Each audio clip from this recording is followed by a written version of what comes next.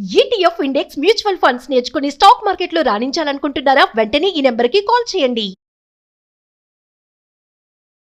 నమస్తే రమ్మగారు. నమస్తే జయ. రమ్మగారు, మనకి ఈ మాసంలో శివరాత్రి ఉంది. ఈ సందర్భంగా ఏదైనా శివాలయాల గురించి, ప్రత్యేకమైన శివాలయాల గురించి మాట్లాడుకుందామండి. అట్లా ఏదైనా ఒక ఆలయం గురించి. ప్రపంచంలో ఎక్కడా లేని విధంగా ఉన్న ఆలయాలు కొన్ని ఉన్నాయి జయ. మనకి మన భారతదేశంలోనే ప్రత్యేకమైన ఉన్నాయి. మనం పంచారామాలని, అవును, తర్వాత ఏమో పంచభూతలింగాలు, జ్యోతిర్లింగాలు, మనం ఇలా విశేషంగా చెప్పుకుంటామా. ఈ విశేషపు ఆలయాల్లో కూడా ఇంకా వేటికి సంబంధం లేనకుండా కొత్తగా ఉండేది, డిఫరెంట్గా ఉన్నది, చాలా ప్రత్యేకమైన ఆలయాలు కూడా బోల్డ్ ఉన్నాయి. మనం తిరుపతి వెళ్ళామనుకో, కపిల్ తీర్థం వెళ్తాం. అవును, కపిల్ తీర్థం ఒక ఆలయం. కపిల్ తీర్థం సంగతి మళ్ళీ తిరుపతి ఆలయాల గురించి చెప్పినప్పుడు చెప్పాము అది. అవును, చెప్పుకున్నాం. అయితే ఈ తిరుపతి నుంచి మనం ముందుకి ప్రయాణం చేస్తే కాళహస్తి ఆ వైపుకి వెళ్తాం కదా. శ్రీకాళహస్తి కూడా మనం చెప్పుకున్నాం. ఎప్పుడూ చెప్పని పరశురామేశ్వర ఆలయం గురించి చెప్తాం. గుడిమల్లం పేరు చూడు. గుడిమల్లం అంటే గుడి పల్లం అట. అది ఆహా. గుడి పల్లం, అది కాస్త అది మెల్లిగా మల్లంగా మారింది. ఆహా. పరశురామేశ్వర ఆలయం ఉంది. ప్రపంచంలో ఎక్కడా లేని విధమైనటువంటి శివలింగము, ప్రపంచంలో ఎక్కడా లేని లాంటి కట్టడము, చాలా ప్రత్యేకమైన విధానంగా కనపడే దేవాలయపు లోపల విధానము కూడా అన్నీ కొత్తగానే ఉంటాయి. గుడిమల్లంలో ఆర్కియాలజీ డిపార్ట్మెంట్ వాళ్ళ ఆధీనంలో ఉంది ఆలయం. చాలా పెద్దది, విశాలమైంది, బహుపురాతనమైనది. ఇంచుమించు 4-5 శతాబ్దాల నాటి దేవాలయంగా చెప్తారు దీన్ని. ఇందులో ఉన్న శివలింగం కూడా అత్యంత ప్రత్యేకమైనది. అసలు అలాంటి శివలింగం భూప్రపంచం మీద లేదు. ఆ శివలింగం బ్రౌన్ కలర్లో ఉంటుంది, గోధుమ రంగు రాయి. అది నిజానికి భూమి మీద దొరికే రాయి కాదట. అదేదైనా గ్రహశకలం అయి ఉండొచ్చు అన్న మాట కూడా వినపడుతుంది. అబ్బా, భూమి మీద దొరికే రాయి కాదు, పూర్తి రాయిగా కూడా ఉండదు. ఆ శివలింగపు పరిమాణము, విధానము, అంటే దాని రూపము కూడా కొత్తగా ఉంటాయి. అది ఎట్లా కనపడుతుంది? మానవ పురుషాంగాన్ని పోలి ఉంటుంది, పొడుగ్గా కనిపిస్తుంది. ఈ దాని మీద ఈ శివుడు నిలబడి ఉన్నట్టుగా ఒక ప్రతిమ కనపడుతూ ఉంటుంది. ఒక మరుగుజ్జు మీద, ఒక యక్షుడి మీద నిలబడి ఉన్నట్టుగా, పెద్ద పెద్ద కర్ణాభరణాలు ధరించి, ఒక గొర్రెని పట్టుకుని, ఒక గొడ్డల్ని పట్టుకుని నిలబడి ఉన్నటువంటి ఒక పురుష స్వరూపం ఆ శివలింగం మీద దర్శనమిస్తుంది. ఇది చాలా కొత్తగా ఉంటుంది. ఆలయపు ఆ కట్టుబడే చాలా ఎక్సలెంట్గా ఉంటుంది. ఎప్పుడో కట్టబడింది. మధ్యలో అసలు కొంతకాలం ఈ గుడికి ధూపదీప నైవేద్యాలు కూడా లేవట. ఈ ప్రాంతం వాళ్ళే కొంతమంది బాగా పట్టుబట్టి దీని మీద బాగా గవర్నమెంట్కి అర్జీలు పెట్టి మళ్ళీ దాన్ని ప్రచారంలోకి తీసుకొచ్చారు. గుడి అంతరాలయం కూడా మామూలుగా మనం ఏ దేవాలయంలో అయినా ఏం చూస్తాం, మనం ఎలా నుంచున్నామో మనకు అదే దగ్గర కొంచెం కనపడతాడు. శివలింగాలు కొన్ని కొద్దిగా కిందకు ఉన్నట్టుంటాయి. అవును కదా.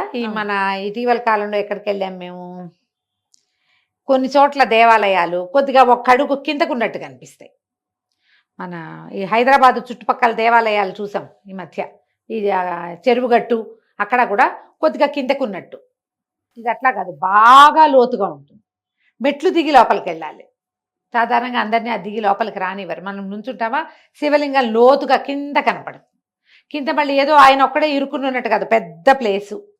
ఈ అర్చకుడు చక్కగా స్థిమితంగా నిలబడి చుట్టూతా ప్రదక్షిణ చేయడానికి అన్నిటికీ వీలుగా ఉన్నట్టే కనిపిస్తుంది మనకి.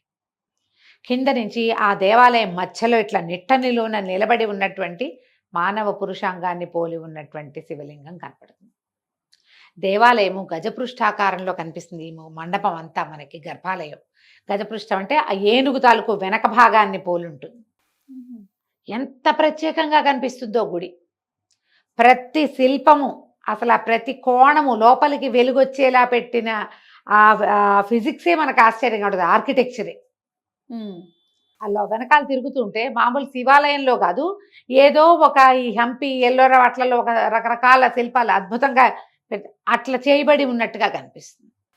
చాలా ప్రత్యేకంగా ఉంటుంది. మనం ఎప్పుడూ తిరుపతి వెళ్తాం, సాధారణంగా తిరుపతి తిరిగి వచ్చేస్తారు అందరూ. ప్రఖ్యాతంగా వెళ్ళేది ఎక్కడికి? శ్రీకాళహస్తి. శ్రీకాళహస్తి బరిగెడతాం, కాణిపాకం బరిగెడతాం. ఇంకోటి ఉంది కాంచీపురము. వెళ్ళే దారిలో తిరుత్తణి కనపడుతుంది, కొండ మీదకి వెళ్తాం, ఇలా కారు పైకి వెళ్తుంది. ఇవి చూస్తాం. ఈ గుడిమల్లానికి ప్రత్యేకంగా వెళ్ళే వాళ్ళు కనపడరు. ప్రతిసారి వెళ్ళొద్దు మీరు, కానీ ఒక్కసారైనా తిరుపతి నుంచి 40 కిలోమీటర్లు ఇంచుమించుగా దూరంలో ఉన్న దీన్ని చూడండి, గుడిమల్లంని. ఆర్కియాలజీ వాళ్ళ సంరక్షణలో ఉంది కాబట్టి శిల్పాలు అవి ఇవి ముట్టుకుని గందరగోళంగా చేయకూడదు. చక్కగా ఫోటోలు తీసుకోవచ్చు మనం. స్వామిని విశేషంగా సేవించవచ్చు. ఇలా లింగం ఎత్తుగా కనపడితే 5 అడుగుల పైన ఉంటుంది జయ, అంత ఎత్తు ఉంటుంది. ఈ శివలింగానికి పైన శివుడు, మధ్య విష్ణువు, భూమి కింద భాగం బ్రహ్మ, అలా చెప్తారు. త్రిమూర్తి స్వరూపంగా చెప్పబడుతుంది. పరశురాముడు ఈ ప్రాంతంలో తపస్సు చేసుకుంటే ఆయనకి లభించిన ఈ శివలింగాన్ని ఆయన ప్రతిష్ఠ చేశాడని చెప్తారు. అందుకని పరశురామేశ్వరాలయంగానే చెప్పబడుతుంది ఇది.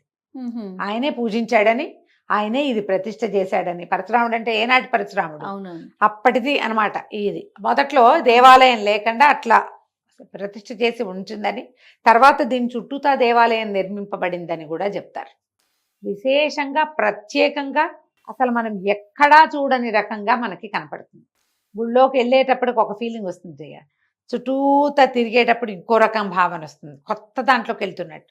మన స్వామికి ఎదురుగుండా నిలబడ్డాక, ఆ పరమేశ్వరుడు ఆ లింగమూర్తికి ఎదురుగుండా నిలబడ్డాక అప్పుడు ఏమవుతుంది, మనం ఎక్కడికో వెళ్ళిపోతాం. మనం ఎప్పుడు చూడలేదే ఇట్లా. అవును, ఈయనేమిటి ఇట్లా ఉన్నాడు అలా అనిపిస్తుంది.